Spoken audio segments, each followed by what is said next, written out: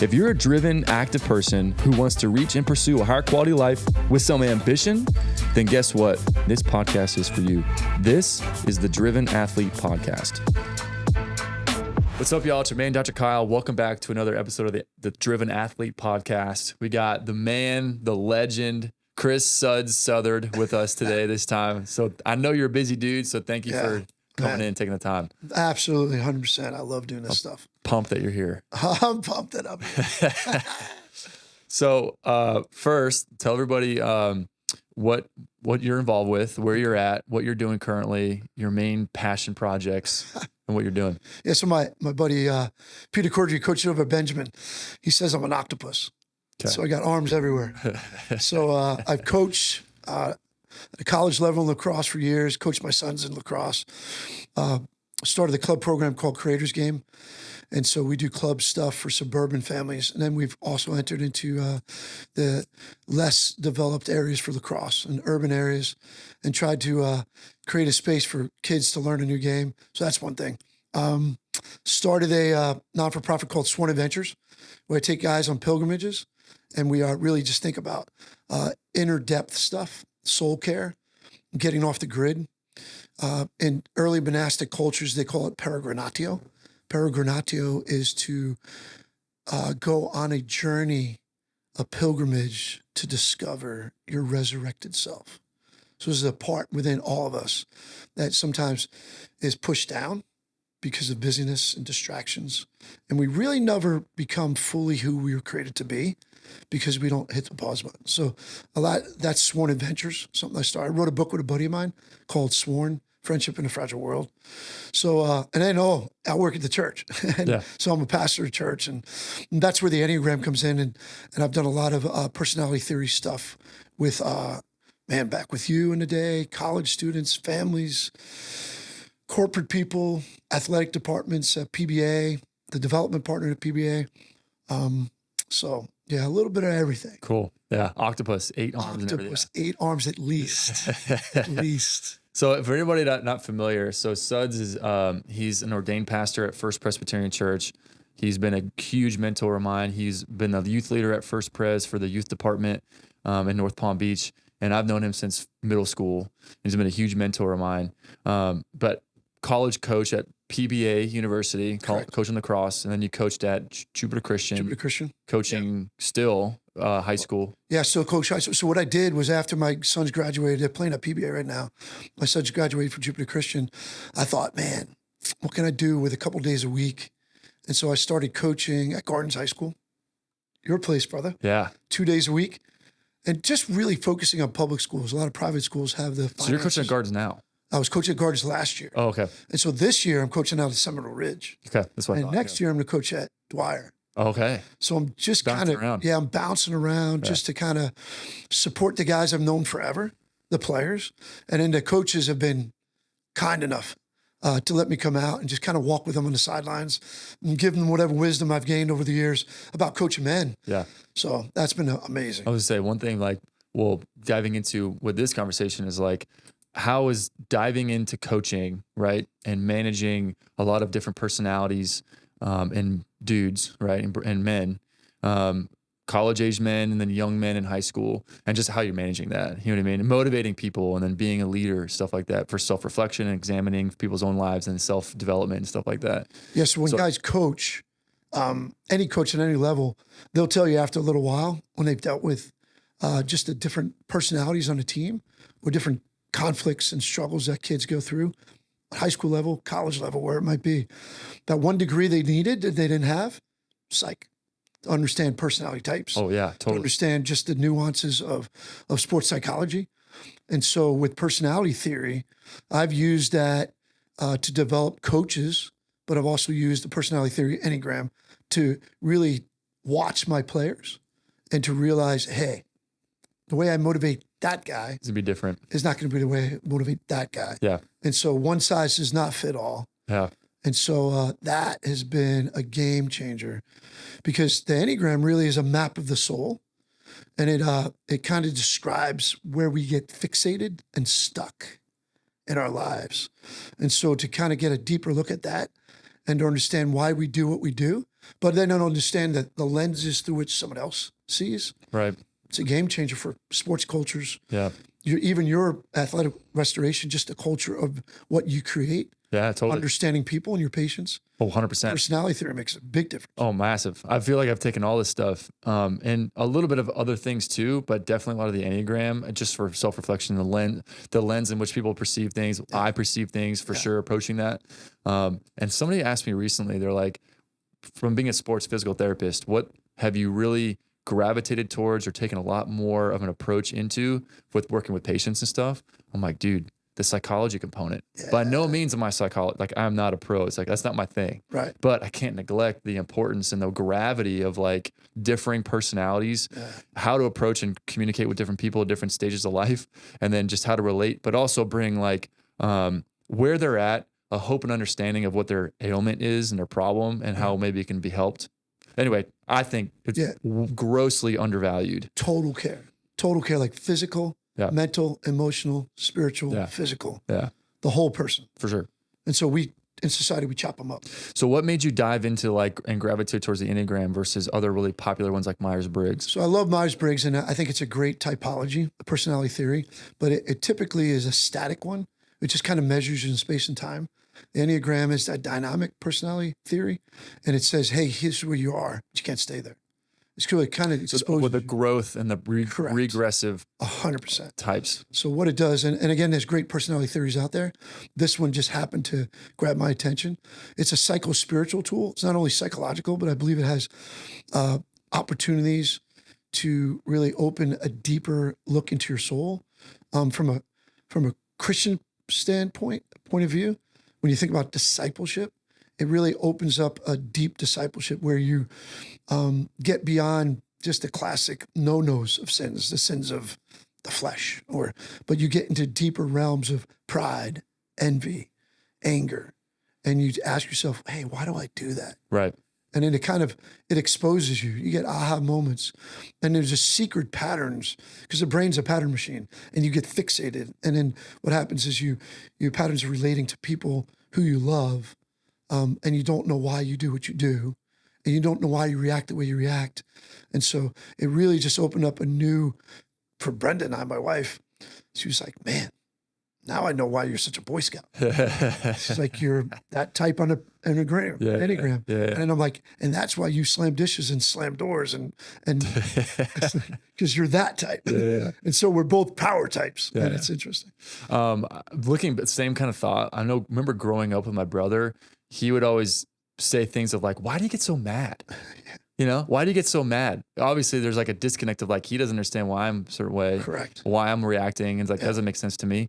And then from my end, I'm like, why don't you understand? You know, or like, why don't you do the same thing? You know? Yeah. So totally makes sense. I remember hearing that as a kid, you know? So now there's like a little bit of insight on like, oh, this makes sense, you know, some self-reflection tool. So what you were saying is like each type, there's 9, right? Correct. And each type has a progressive growth direction, and then a regression to direction. Yeah, so the spectrums of health. Yeah. And so it's really broken up into 9 numbers are broken into 3 triads. You got the gut triad, it's the reacting type, which probably you and I are that type, reacting to the world. Yeah. Then in the thinking types, they have they're the head types, they're thinkers. And then the hearts are feeling types. So broken up into 3 different triads. So within those triads, there's 3 numbers. And the gut triad's 8, 9s, and 1s. And the hearts is 2s, 3s, and 4s. And the heads is 6, 5, 6s, and 7s. And so they really respond to the world in a different way. But if the theory is correct, if we were created as individuals with 9 different personality types, what it really does is it makes community possible. If I ever ran for president, someday I will, my platform would be, can't we just love one another? Yeah. Can't we just seek to love one another and listen to each other's stories and understand that we have a narrative that we've lived into, but also we have a lens through which we see the world that's not like anybody else's. Yeah. It's different. But can you acknowledge and appreciate that? Yeah, and appreciate it. Yeah. So I don't see the things the way that you see things. But man, it makes community possible when we can get outside from ourselves and kind of walk Native American, First Nations people proverb, if we can walk into other people's moccasins for a mile. And it makes community and love and relationship. Man, how about marriages? How about parenting? Totally. It's a game changer. I heard something recently. It was pretty cool. It was like, you can't hate somebody if you get close enough. Correct. And I was like, oh, that makes total sense. Yeah. Like like someone that's their arch enemy, you know what I mean? Like it's super close, as in like getting to understand where they're coming from or why they're doing certain things at enough of a level, you won't be able to hate that person. We demonize people we don't know. Yeah. Would you agree with that? Yeah, 100%. The more I get to, even with people I know, if I haven't talked to them for a little while or they haven't responded to a text or an email or something, I start to put them in a category of, man, they're this, or this. Yeah. And then you connect with them, you go, oh, they were going through a tough time or this was going on. So we demonize people that we don't understand. Yeah. And so if we can't sit long enough to hear each other's stories and really get to know each other and to listen to their pain and their struggle, man, there's no place for judgment. Yeah, for sure. No place. I think it's something else I've tried to be better at in general. I didn't even have an awareness is just things are so binary from my head, as in like, well, they are like this. That's it. Yeah. It's cut black and white. Yeah. We're like, well, it's fluid. Like they can go this way sometimes and more this way. They can be this direction more and then this direction, and myself included. 100%. Right. It's my own self-grace sometimes. Yeah. But Enneagram's really cool with that too, right? Yeah, it does. It creates a safe place for other people to say, hey, I'm a mess. You're a mess. I'm both beautiful and messy. You're a beautiful mess. And so there's beautiful things about what God created me to be. And there's areas that I have to really be cautious of. Yeah. But then the blind spots, that's why spiritual friendships are so important, is that you help me see what I don't see. And then if I trust you, then I let you speak that truth into my life. That's a huge part. Oh, is the trust. To be willing to be vulnerable and then heed whatever suggestions that or insights that person has. Yeah, so the Enneagram personality theory begs us to be vulnerable. It begs us to be honest. And then it says, you're okay. I'm okay. We'll be okay together. That's cool. It's huge. From my understanding, from things I've heard you say before and things I've read into, some of the main differentiators between someone being a 1 versus a 3 or a 6 versus a 4, whatever, is the underlying core desire and the core fear. Yeah.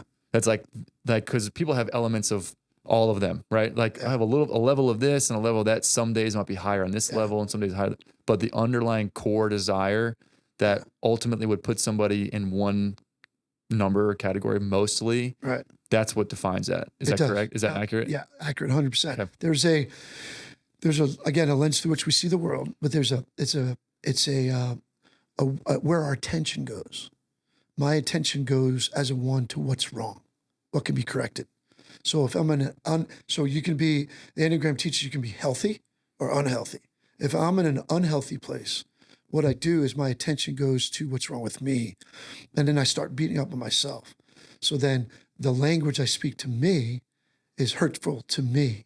And so, but in turn, I become dangerous to people around me. So suffering that's repressed or marks on my soul or wounds that are not addressed, someone pays for those in close proximity to you. Someone's going to pay for that. Someone will pay for it. Yeah, and it's usually... It could be you. It could be your children. It could be your friendships. It could be your spouse. Yeah. Someone will pay for that.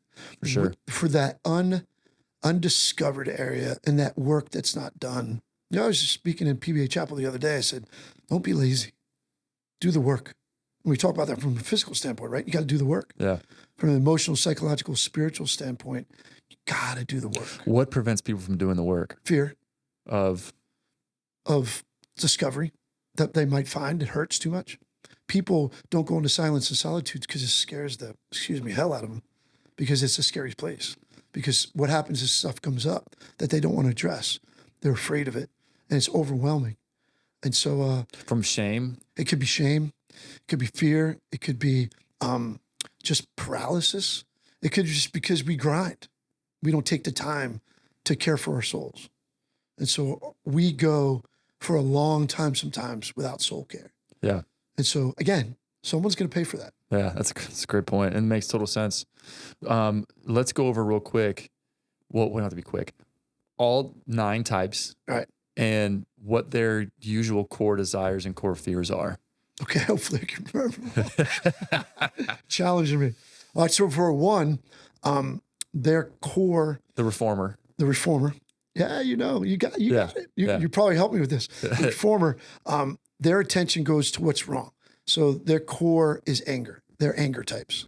So that's a 1, is they can get consumed with anger and rightness and correction. They're perfectionists. This is me.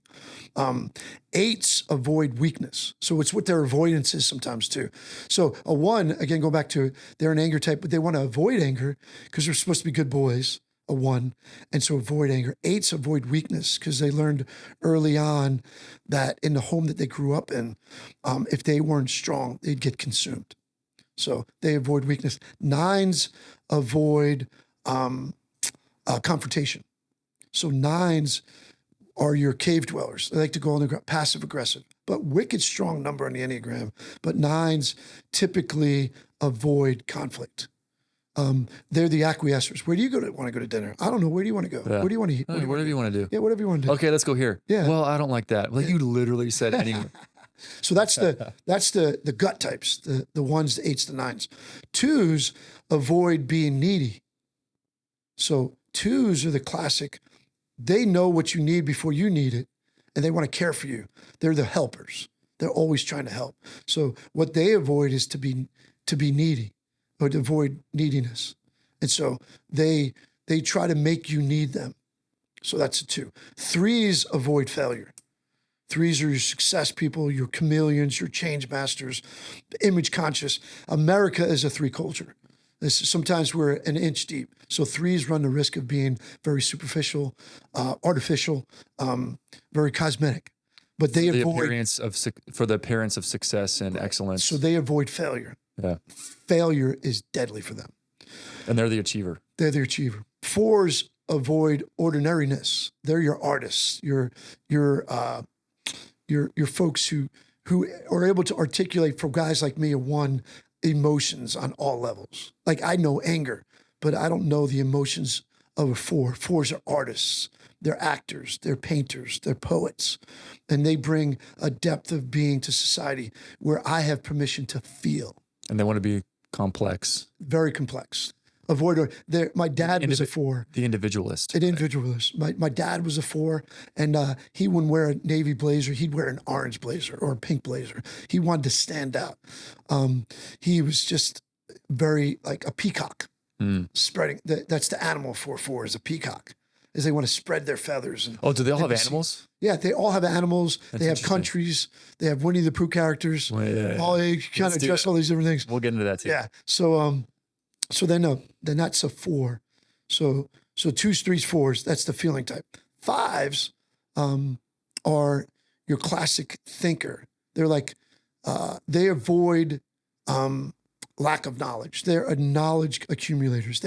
They want to accumulate knowledge. They're stingy and they go after whatever they can get. And sometimes they're hoarders, but they're the people who, again, every number brings a beautiful thing to community. Then they bring a dark side that needs to be addressed. So what's the core avoidance of a 5 or the core desire? Emptiness. They want to accumulate thoughts and ideas. They're your studiers, your chemists, your scientists. And again, anybody can be an athlete, but typically people choose professions that their gifts are solid in. Because they enjoy it and they're good at it naturally. Yeah, you find a lot of folks in higher education who are deep students of the subject. PhDs, 5s. They just love the accumulated knowledge. They're the investigator. Yeah, the investigator. And they avoid emptiness. So that's what they avoid. 6s, they're the loyalists. They avoid, their avoidance is fear. So they're overcome by fear. So they try to create safe places so that they're not overcome by the anxiety. So they're trying to avoid, but they're very anxious. They're like Piglet on Winnie the Pooh. We'll get to those maybe later. Yeah. But the whole idea of the avoidance of a 6 is to not be captured by paralyzing fear.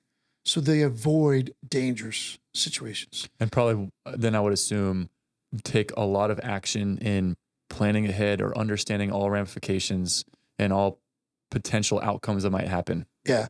My buddy Fritz Vandegrift, Paul Vandegrift, a good friend of mine, he was a 6.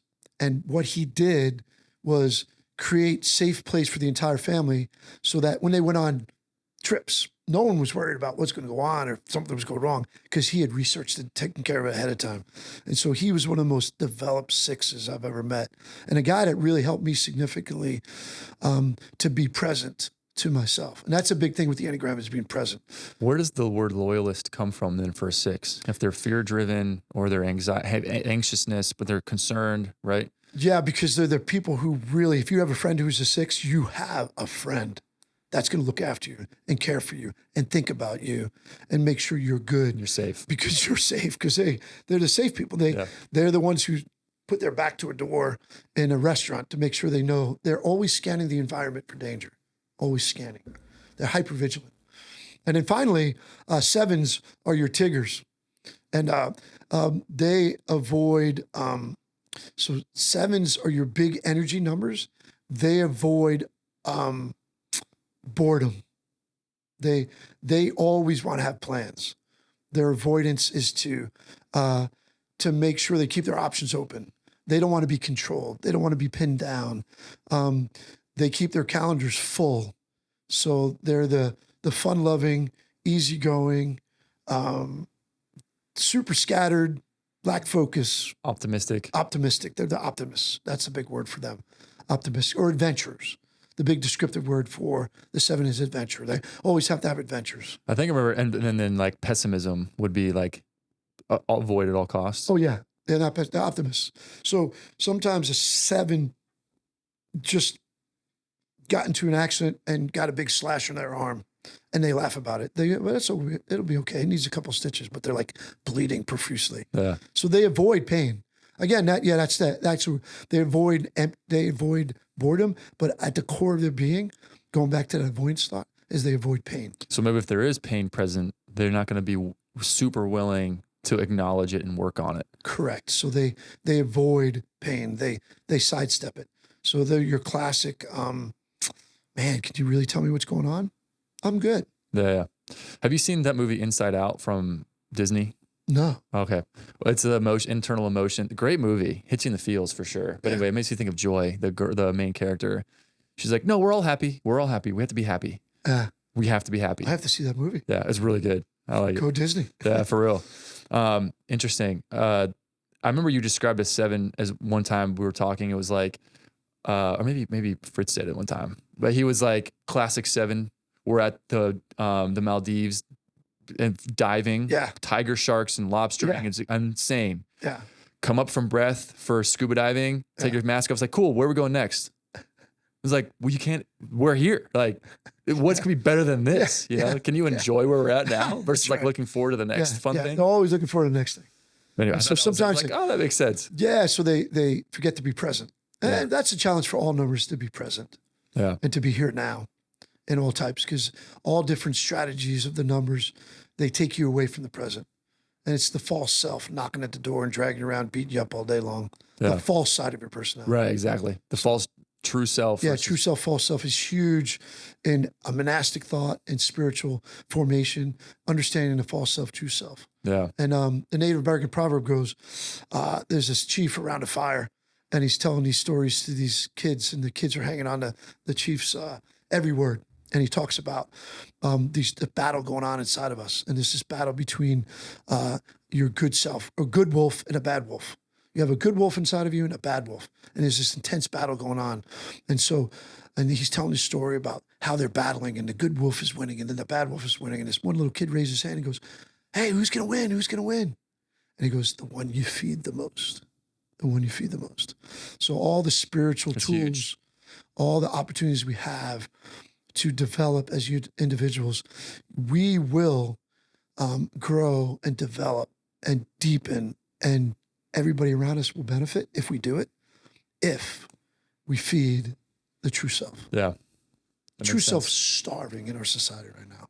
Starving for silence, solitude, solid spiritual friendships. Where does a person start to dive into like, what is my true self? Because I still battle that, right? Right. As in like reflecting like, man, I have elements of a lot of 7. I think I have a lot of elements of a 3, a lot of elements of an 8. I think some elements of a 1, right? Right. But I'm like back to like what truly am I? Like what do I? And I always think I come back to like my core desire is to just not be controlled. Right. Like F the ladder, dude. I want to make my own ladder. Don't tell me what to do. Correct. You know? Yeah. That seems to be what I root towards a lot, which then dictates some actions. And then also my perception on like, but I want to have fun. Right. Don't tell me not to have fun. I can do this if I want to, you know? Right. Don't bring this negativity in my life, right? Whatever. Because it's like controlling my emotions then. It's like, if you're making me negative and or decreasing my energy, right, then you're controlling me in a sense. And I don't want to be controlled. No. Don't tell me what to do, right? Don't control me. Yeah. But anyway, so with that being said, don't suck life out of me. Suck life energy drain for sure. Of just like a lot of situations, right? Right. But anyway, where does one person then begin to be like, let's self-reflect, true self versus false self? I'm projecting this false self of me to look cool and look good and be strong or whatever, excellent and perceived that way. But actually, true self might be this instead. Yeah. So just yesterday, I was talking to Sean Melton, who is an Enneagram guru stud. Love this guy. And should have had him in. He's the man. So we're going to do a conference together coming up at the church on May 3rd and 4th. But he made this thought, and I'm not going to fully get it, but the Enneagram is a tool, it's a diagnostic tool. It diagnoses the depravity and the brokenness, which is the false self. And then it creates a map or roadmap to find who you truly created to be. So suffering is inherent in creation. You can't avoid suffering. Those who try to avoid suffering, again, they do it at the detriment of people around them. So suffering will pay you a visit. So how you deal with that suffering is key. So suffering enables us to become.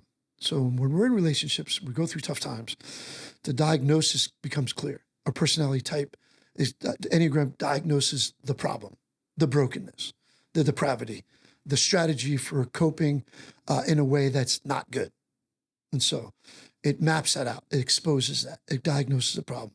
So then it gives you the opportunity to get to the place, if you're willing to do the spiritual work, because it really does involve a deep dive. And honestly, from a Christian perspective, I'm going to write the book someday, The Cross and the Enneagram, but it's a dying to yourself. So the cross, and some different, and not everybody will embrace what I'm saying right now, and that's fine. But the cross really demands that we do the work, that we deny ourselves, pick up our cross daily, and follow the one who died for us. And so the cross is ground zero. So it invites us, it's an invitation to become who we were created to be, to experience the true self that God created us to be. But apart from the Creator, who really tells us who we are, we don't work that well. And so the gift of God is that He created us. Our gift back to Him is that we pursue spiritual health and maturity in the faith and become who we're created to be. Again, the Enneagram is a tool that exposes the depravity. It exposes the brokenness. It's a diagnostic tool to tell you, hey, this is not okay. You can't continue to be like this. Or at your funeral, not too many people are going to show up. And that's the sad truth of some people's lives. They never mature to a place where they do the hard work and they become who they're created to be. And then when you do that, you're transformed. When you're transformed, people are transformed around you. Hurt people hurt people. Mary says that all the time. Hurt people hurt people. Makes sense. Free people free people. Free people free people. So the antonym to hurt people would be free people. Free people. I love that. Yeah. That's hurt cool. people hurt people. Free people free people. So the Enneagram, spiritual pursuits, the inner life, all those things. There's a quote in the scriptures say that God and His Son sets us free, and those who are free in Him are free indeed. So we're called to pursue freedom. And again, free people, free people. Who gets married and goes, yeah, I want to imprison my wife? Yeah. Who has kids and go, you know what? I want to paralyze them in my anger. No, we want to free them up. But you can't do that unless you're free. So a guy that I follow on social media, Dr. Peterson, Jordan Peterson. I love that guy. Love that guy, man. Gosh. And I love his accent. I don't know what it is. It just sounds cool. Yeah. I'm like, what is He's it? controversial, disruptive, but in a good way. Yeah. But see, disruption is not bad. I like that. That's I like that disruption and ruffling some feathers. Disruption's a teacher. Yeah. And we're afraid to have disruptive conversations. It's true. And I can have a disruptive conversation with you and still love you. Yeah. Right. But I can speak the truth in love. You might not like it. Right. But love demands that I say it. Yeah. You can't cross the stream without kicking up some sand. There you go. But he was saying like one of the things I ran into, he was like with your spouse, right, or family, and like heating in or absorbing and suppressing a lot of resentment and anger and whatever. He's like, you're just walking around a lifetime of fake smiles. Wow. And what a hell that would be. Yeah. And I was like, man, it makes a lot of sense, you know? We do this thing where you fake it till you make it. Yeah. No good. Doesn't work. Yeah. Doesn't work. You can't fake it. There's so many cover-ups. We're full of cover-ups in our society. Yeah. We don't want to. So what we do is we're numb and we're dumb. We're numb, unable to feel, and we're dumb, unable to speak. We're numb and dumb. And so we major in cover-ups. I was going to say, interesting connection, like sports physical therapy. Athletes are the best compensators. Like they're the best at just covering up what their issue is and working around it and just making it happen. But ultimately leads to like more issues and things to break down later. Right? It just causes more problems. Right. So exposing those compensations and then working on them through therapy stuff. Nothing good happens in darkness. Right. Nothing good happens in cover-ups. Yeah. And it's the courage to face the pain. It's the courage to suffer. What I was going to say, so the main blockade and barrier for people to like do that is the perceived potential future suffering and discomfort and pain that comes from exposing some underlying truths that they don't like. Delayed gratification. Is that it? Yeah. So the best men and women I know do the work, do the hard thing. They do it. They get it. They know they have to. They have to have the hard conversation. You can't get to Easter, which is joy and everything's amazing, unless you go through Thursday, which is in the garden, where Jesus said, if this cup could pass from me, please, but not my will, but yours be done. Then you go to Friday, and then you go to Saturday. And there's a process that the Holy Week we just went through that every single human being goes through every day, week, minute of their lives. You can't duck any of those days. Sometimes you're living in Thursday. Sometimes you're living in Friday. Sometimes Saturday, which is a pause. And just between Good Friday and Easter. It's not great. It's not bad. It's a pause. And then you have those joyful moments where my life is solid right now. But you gotta go through those things. And so great athletes, great individuals, great parents, spouses know that that's the journey. I feel like, and it's controversial, of course, like suffering is the blessing. It is. Like because you can't appreciate stuff unless you've had the opposite. Yes. Right. Which is suffering. Yeah. So like when it happens and you're going through what you would acknowledge, at least the awareness, be like, this sucks right now, this time, this season of life or whatever. Right. Definitely some traumatic things can like on different scales, but at least acknowledging it, be like, oh yeah, this is what suffering looks like. Yeah. Okay, good. Yeah. Good. Yeah. This is an opportunity for me to work through whatever it is. Yeah. And then on the other end, when I arrive at a different spot in the season, I'll appreciate it even further. Yeah. So suffering is a part of the gig. It's like embrace it and like love it. You got to, yeah. So you can appreciate it. Now there's good suffering and there's bad suffering. Right. There's suffering that sometimes people experience at the hands of people and they're innocent, and that's not okay.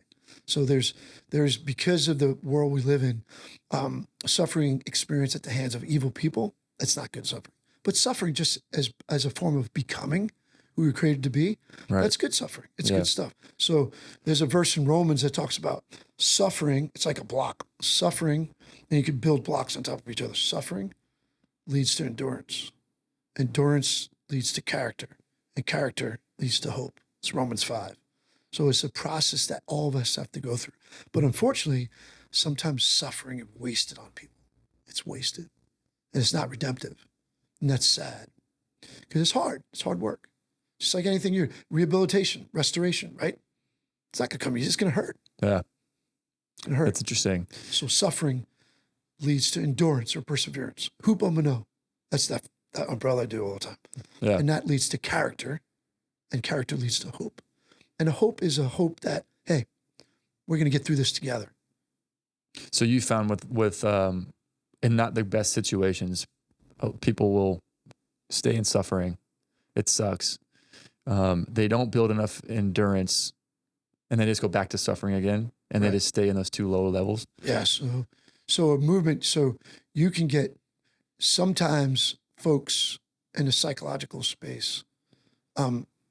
They don't get out of their suffering. They hold on to it because it becomes an identity to them. And so that's dangerous. Obviously, it becomes a form of paralysis. We see that arrested development. Yeah. With pain. Yeah. Like it's an identity. It's a marriage almost. Yeah. You know, it's part of their identity at this point. Like then like we wouldn't sometimes we do.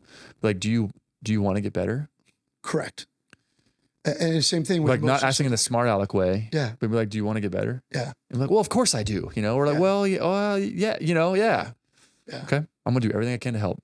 Yeah. You know? Some people will live.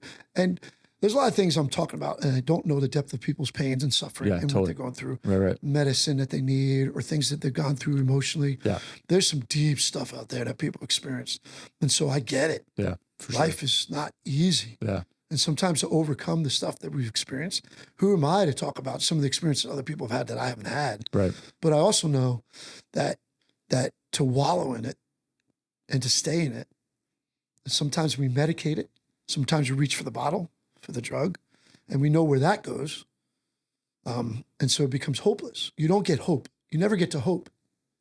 You stay in that paralyzing, disintegrating space of being overwhelmed with what they did to you or what happened to me or how this didn't work out or how I failed. And it imprisons you. It imprisons you. In the prison of your own making, there's a key. There's always a key. And you got it on the inside of your prison. And that's what the Enneagram teaches too. You're imprisoned, but you got a key. The key's not on the outside of the door. It's on the inside. God has given you that key to unlock the prison that you have found yourself in, lived into, whatever. And the Enneagram is just an avenue, tool, an asset that can be used. It's a tool. Yeah. The danger with it is sometimes people use it in self-help arenas for self-salvation. And we're created. What do you mean by that? So self-salvation is where you're like, I don't need God. I don't need any of that. I don't need a creator to help me become. And I get what they're saying. They want to negate God. They want to negate a higher power. They want to negate somebody who they don't trust or think is there, whether it's their mind, scientifically, or whatever. They're like, nah, I'm not even going to entertain that. So it's a closed system. There's no God. It's the world is the world. There's no penetrating force that comes in. I get it. So that's where people are at. So the Enneagram, used erroneously, in my opinion, is to use as a tool of self-salvation. It should be a tool that points you to the one who created you, points you to the one who has the resources, the love for us so that we might become who we were created to be. Self-salvation is just me doing me and me taking care of my own destiny. And honestly, as a human being, it's not possible. Some people are saying right now, oh, yes, it is. I'm doing it. I'm glad it's working for you. Yeah. Glad it's working for you. Yeah, for sure. I've met a lot of really, really successful people that I would, in my own opinions, look at as like they're miserable. Yeah. And their family dynamics are rough. Right. You know, it sucks. I'm like, I don't want to be that. Right. Some self-reflection and analysis and examination. We're like, what's the difference here? You know what I mean? Yeah. But yeah, totally. So like, for sure, I would always reflect and examine. Like, okay, cool. Right. What's your family dynamic like? You know? Yeah. So the Enneagram should be a tool that points you to the one who created you and who loves you more than you can ever imagine and wants you to be the best self. That's another, some people talk about the Enneagram as the best self. Best version of themselves. Best version of themselves, yeah. What's the, so you mentioned there's animal types for all the types. I'm not going to be able to get it, bro. It's going to be tough. Okay, I wish I had it. The Winnie the Pooh types? Winnie the Pooh types I got. Okay. I think I got those from and people differ on some of them. But so with Winnie the Pooh types, a one would be rabbit. an anxiety, and they're not perfect yet. So you see the personality of rabbit. Oh my, oh my, oh my, oh man, I got to get this done. So like this intensity of they're running out of time and they're not perfect yet. So that's one. Two would be Mama Roo. Mama Roo is just the caregiver for little Roo. Some people would say Roo is a 3, and that he's always looking for successful little things to do. So some people say Roo is that. 4 is Eeyore. Eeyore, oh well, thanks for noticing. Like that kind of melancholy personality type. Eeyore. 5 would be Owl, wise old Owl. Owl, an investigator, a knowledge accumulator. Analytical. 6, a fear type, would be Piglet. Like Chicken Little, sky is falling, always scanning the environment. Different kind of energy from a 1 who's got a desire for perfection kind of anxiety. This is a deep-seated fear in Piglet. So then 7 would be Tigger. Yeah. Let's go. Bouncing around. Let's go. Let's bounce. Yeah. Let's get it done. Let's have fun. And then 8s would be Gopher, always blowing things up. The dynamite types. They come into a situation, they like a good fight. 8s like a good fight. They love conflict for conflict's sake. They love getting in it with you. And if they see a weakness, they'll get you. They know where the buttons are pressed. They're great at, so they're always like dynamiting things. Always blowing it up. And so then finally 9 is Winnie the Pooh. Just chill. Let's eat some honey. Let's have a good time. Peacemaker. Yeah, just everybody be okay. Let's just have some honey together and have, enjoy life. So that's pretty much the Winnie the Pooh character. What about the country types? So I wish I brought some of this stuff with me. I can't remember all of them. But I don't think I could do it justice. But America's a 3. America's a 3. Germany, they say is a 6 type. Spain, 8. 1s, or Sweden.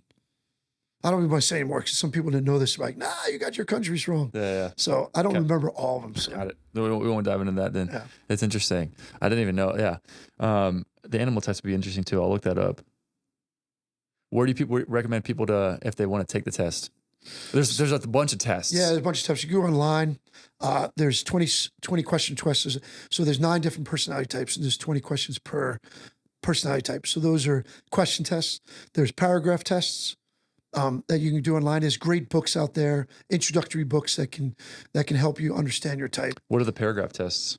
So this guy David Daniels wrote a book on the Enneagram. It's a little yellow book, and so David Daniels was the guy who really trained me and some of my buddies.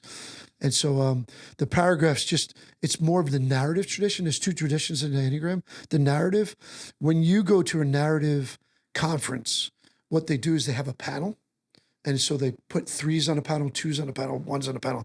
And they actually ask questions. And we're going to be doing this at the conference I have coming up. So Friday night, we'll do a great Sons of Barbecue spread. And we'll have 1 number on the panel from each type. And so I asked them questions. How do you relate to time? How do you relate to conflict? What do you love about your number? What's difficult about your number? What are some spiritual practices that really enhance you pursuing a deeper trueness of yourself? So the panel is a narrative tradition where you learn about the Enneagram. That's why they have paragraphs by people talking about themselves. That's why it's narrative. So a great way to capture the energy of the Enneagram is listen to people talk about themselves who are pretty deep in self-discovery. They're able to articulate why they do what they do. Now, the other side is the scholastic side. So it's a practitioner who studied the Enneagram, and that's what we'll be doing Saturday morning, where one of us will teach on each type, similar to what I did now, but more in depth. And we'll go through each type and talk about the nuances, the fixations, the defense mechanisms, all those different things. And that's next Friday? It's Friday. It's the 3rd of May and the 4th, Saturday morning. Yeah, so it's May 3rd, 6 to 9, and then in the morning from 9 to 2. So it'll be a panel. It'll be really fun with people who really understand their types. And in the morning, it'll be more of a teaching time. Yeah, that's cool. Yeah. And you're going to have Sons of Barbecue, which is, explain to people what Sons of Barbecue is. So It's awesome. It's They sometimes call me the minister of meat. But what we do is we create a lot of great food for our community. It's a thing that was developed years ago by Ken Coleman and Tim Gooley.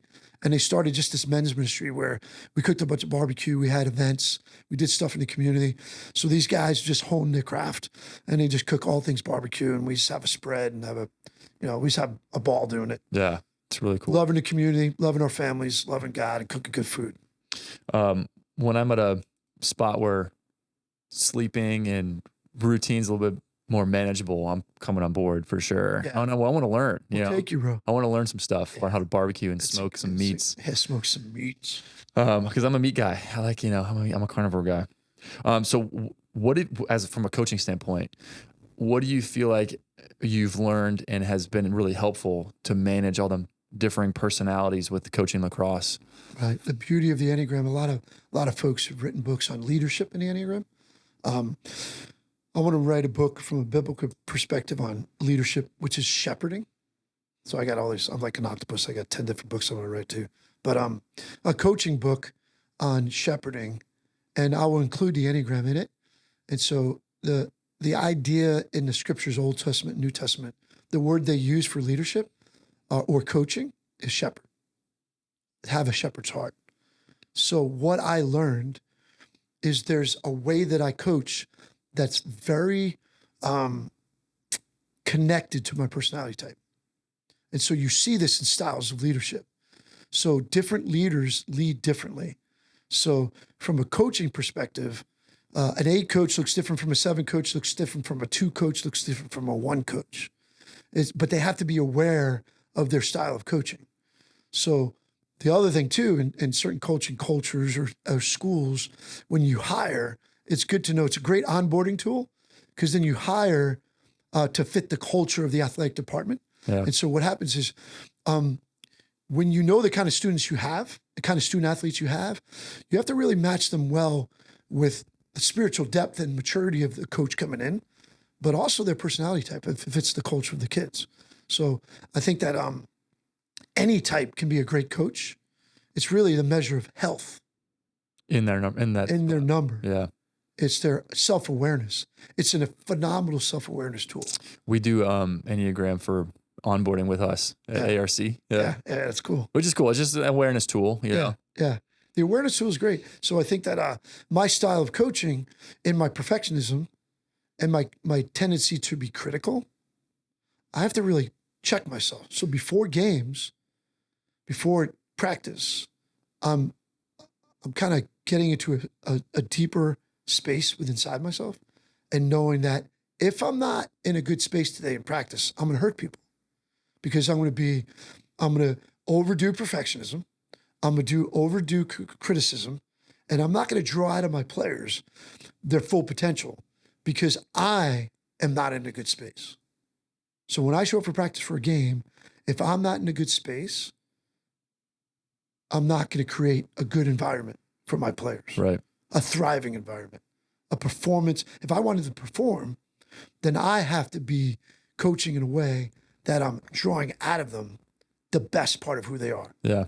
I know I was going to ask you, like, how do you get into a good space? Because it totally makes sense. And just reflecting on, like, there's been times as an athlete, but as a dad and as an owner, as a business owner and as a therapist, whatever, I'm like, I'm in a good mood, or I'm just in the zone, feel good. I'm in a clear headspace, great moment, great spot. And then other times we're not as great and other times bad, where I'm just pissed off or like I'm just not in a good headspace and just like short and, merciless is a word I've found in myself. So how does somebody so I'm aware of that and it makes total sense. Right. How do you get into a good space consistently, a good headspace consistently? So I'll have to follow up sometime and do this again with you, but there's so much to that thought. But the short answer is you got to create space and margins in your schedule where you can hit the pause button, even briefly. There's a form of prayer called contemplative prayer, which is huge for Enneagram theorists in terms of it's an adherence practice. And so when you become aware of who you are and why you do what you do, in order to develop and grow, you have to implement practices, an action plan, and adherence practices, where you deepened awareness.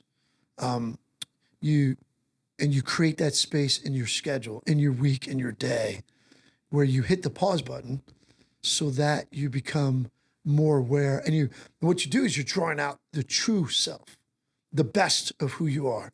You want to bring that to the table. And we fail often, but if we have strategies in our calendar, it's got to show up on your calendar. If it's not in your calendar, it's not happening. It's way less likely it's going to happen. When I tell people all the time, I'm like, dude, concepts, ideas, whatever. It's just like, it's talking points, it's ideas, it's concepts. But unless you implement those concepts and ideas in action plans and spiritual practices, it ain't going nowhere. You can be full of knowledge, but you're never going to get wisdom. Wisdom is applied knowledge. So unless you apply the things you're learning and then do adherence practices, action plans, where you incorporate that into your lives, you get with a coach that can help you go deeper in those areas, that holds you accountable, whether it's a physical coach or inner life coach, whatever it might be. Yeah. A little plug for inner life coaching. That's what I do. Awesome. Yeah. Well, I'm going to ask you about that. Yeah. Okay. Keep going. Yeah. So those practices get on your schedule. They just got to get on your schedule. I mean, if it's not on your calendar, it's not happening. So I'm a bulldog on that with the guys I meet with. I'm like, bring your calendar. And also the other day I was talking to a guy that I meet with. I said, dude, are you taking care of yourself? I mean, you're crushing it in your business, right? He goes, yeah, I'm picking up the slack for all the other guys that I'm partners with. I'm like, how's that working for you? He goes, I'm getting resentment. I'm not good with it. We got to sit down. I said, yeah, you need to do some kind of intervention. Yeah. I said, so what are you doing? I said, well, what are they doing? Yeah, on Saturday, they're just going out with their family, going to the beach, going out on the boat, doing stuff with their family. I'm like, sounds like soul care. I go, what are you doing on Saturdays? I'm picking up on the stuff they're not doing. I'm like, is that working for you? He said, no, I just told you it's not working for me. I go, you got to fix it. I said, what are you going to do? And I said, there's this thing called Sabbath. It's a rest period where you need to incorporate that into your family's life and your life. And so on Easter, he sent me a picture of him out on the water, just chilling with his family. Nice. And I go, dude, that's what I'm talking about. And I said, you need to do that every week. So now he's incorporating golf into his week. He's shutting it down. The business is not going to go away. It's going to be fine. There's going to be a million clients to deal with, finances to take care of. There's challenges he has with his partners. Yeah. But at the end of the day, he's got to take care of himself. So it's showing up on his calendar. And if I love him, if you love your patients, which you do, you're going to push him. You got to push him. You got to say, hey, man, I'm not meeting with you again until you get this done. I go, no, I need to meet. Nope, you didn't do what I asked you to do last time, so we're not going to meet. He goes, man, that's cold. I go, no, that's loving. Yeah. He goes, can we meet for 5 minutes? I go, yeah, we can meet for 5 minutes. Yeah, we'll be for 5 minutes. Yeah, we'll meet for 5 minutes. What are your thoughts on like getting in the right headspace or just some self-reflection, trying to expose more frequently the best version of yourself, a person's self, self-affirmation, paragraphs, bullet points, or talks? Yeah. What are your thoughts on those? So how you ask that again, how you develop like, what are your thoughts on like to get in a good headspace? Get to a good space. You're so like you have yourself, you have the quiet time, the soul care time on your calendar. Right. What are your thoughts on also specific practices that you can engage in to deepen the true self that you long to be for people you love? Yeah. Because it brings healing and depth to all your relationships. Yeah. How do you do that? Enneagram does that. So I journal. Journaling. Okay. Journaling. So you spend some time journaling. Get a good journal. Get a good pen. It's got to feel good in your hands. Nice journal. And then record your stuff. It's like spend some time and just record. It's got to be raw. There's some times when I went through a tough time with my wife. And Brenda, if you're listening to this right now, don't read some of my journals. But it's raw. It's raw to begin with. Yeah. But then as I move through it, it becomes very prayerful. And it gets to a place of truth and love. So journaling, a huge practice for the guys I meet with and women I encourage to journal. Involves some type of quiet prayer, contemplative prayer in your life. It's a listening prayer. It's not you talking. It's just a quiet, and there's strategies for that. There's techniques you can do in certain realms called meditation, but from a biblical perspective in Psalms, there's a contemplative type of prayer. It's God's first language was silence. And so incorporate contemplative prayer in your life. Another one, solitude and silence. Get a day a month. Carve out a day a month. 5 hours in the morning. Just get it on your calendar. And then again, that's a great time for journaling, but it's a time just for you to be alone, to listen to your soul, to cleanse, to unclutter, to debrief, and you have to have a chunk of time. It's got to be more than 5 minutes or 10 minutes. It's got to be 4 hours. Another thing is incorporate pilgrimage into your life. I do sworn adventures with people, one of the things I mentioned earlier. And I take guys on adventures, fishing, golfing, hunting. Boar hunting, all those crazy things that we've done together, right? Just getting away, doing something different. But pilgrimage is huge. That's a major practice in getting off the grid, doing something for yourself with guys for like 3-4 days, laughing. Recreation is to recreate. Recreation's recreate, to learn to play. We need to play. Play is so super important, not just for the kids, but for us as men. I think one thing growing up that I really appreciated in the youth group that you guys were doing is that right. Versus like, no, we can't have fun because we need to worship. Yeah. It's like, no, we can't have fun. We can't do that because we need to pray. Like, dude, this is boring, right? Or like, we don't want to live like this. We're not just minions running around, right? Like, I imagine the Creator wants us to have fun, 100%, and enjoy our life. Yes, right. Yes, for every single type of number on the Enneagram, God longs to see His children play. You watch your kids play? Oh my gosh, Do you love it? Love it. Love it. God. As long as my son isn't like pulling my daughter's hair or they're hitting each other, you know. That's how God is too. He wants to watch us play. He doesn't want to see you hurting each other. Yeah, exactly. So when our play impinges on other people's joy, that's not good. So, but play is so important. It's such a deep spiritual practice to play. Tell us about your inner life coach. Yeah. So business. Yeah. So just out of all the stuff I've been doing in the church with you guys forever, creating space for guys. It's kind of like a spiritual friendship. In Celtic Christianity, they call it Adam Cara. Adam Cara is to create a safe place for another soul. I think I mentioned this earlier. Mm-hmm. The whole idea of Adam Cara, beautiful Celtic Gaelic word for that kind of a friendship. So Inner Life Solutions, what I've hoped to do, it's more like an end game as I move into retirement years from now. It'll be something I do to the grave. And so, I have a few clients here and there. It's kind of a slow play, but, I'm always open to more opportunities. But what I've tried to do with that is to be available for corporate mediation, like I mentioned earlier, with some corporate stuff. I have a thing going on maybe in Tampa before long, just to do some corporate mediation with folks who they're just like, somebody's not pulling the weight, or this is not good, or whatever. And so that's part of the Inner Life Solution. So what I try to do is bring the spiritual life to bear. So it's like an executive coaching thing with a deep spiritual emphasis. That's the niche, a different niche that I've carved out. Totally. I bring to the table. So it's coaching, but it's Inner Life Solutions, where I'm like talking about a lot of stuff I talked to you about, is creating space to become fully developed for those you love, pursuing maturity and healing and depth. So Inner Life Solutions really challenges guys on the top. It's a place for guys on the top. And I do this with a lot of guys now. I've been doing it all my life. Some of these guys are not paying for it. So if you're listening right now, you need to pay up. No, I'm just kidding. But I've become a friend to kings. So much of my one-on-ones are with guys that are like crushing it. They're presidents of organizations, CEOs, CFOs, and they're grinders. They're super successful, but I become a soul friend for them, a safe place. So that's valuable. Well, in that position with those really successful people, what seems to be a lot of their main issues, like problems? They just want someone to listen, man. They want someone they can I've heard like trust. leadership is lonely. It's very lonely. And one of the most lonely positions, well, I think Mary told me this, one of those lonely positions is a pastor. Yes.